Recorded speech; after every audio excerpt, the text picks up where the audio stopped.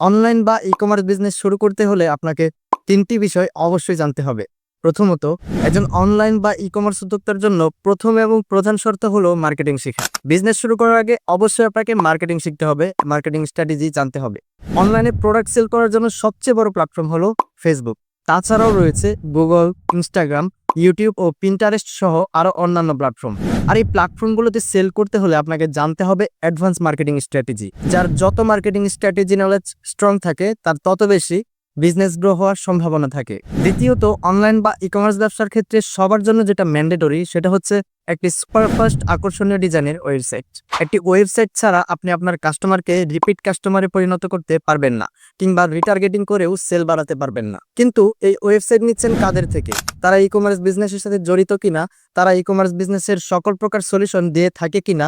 Product sourcing থেকে শুরু করে ই-কমার্স ব্যবসার অনেক প্রকার প্রবলেম ফেস করতে হয়। আর এই প্রবলেমগুলো সলভ করার জন্য তারা কি আপনাকে অনলাইন বা অফলাইনে ডেডিকেটেড সাপোর্ট করবে কিনা, একজন অনলাইন ই-কমার্স উদ্যোক্তা হিসেবে আপনাকে এই বিষয়গুলোর উপর অবগত থাকতে হবে। আর না হয় ব্যবসায় ফল্ট করার সম্ভাবনা অনেক বেশি থাকে। তড়িঘড়ি করে বা আবেগের বশে একটি ওয়েবসাইট নিয়ে ব্যবসা শুরু করলেই ব্যবসায় সফল হওয়া যায় না।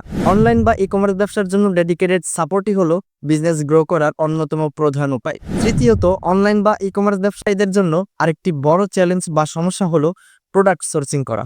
আপনার প্রোডাক্ট সোর্সিং যত ভালো হবে ততই আপনি প্রফিটেবল হতে পারবেন, কারণ পণ্য ক্রয় করে লাভ করতে না পারলে বিক্রিতে লাভ করা সম্ভব নয়।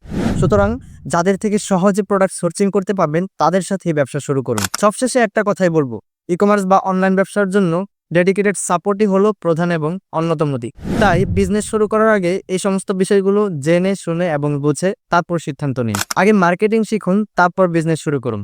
ধন্যবাদ।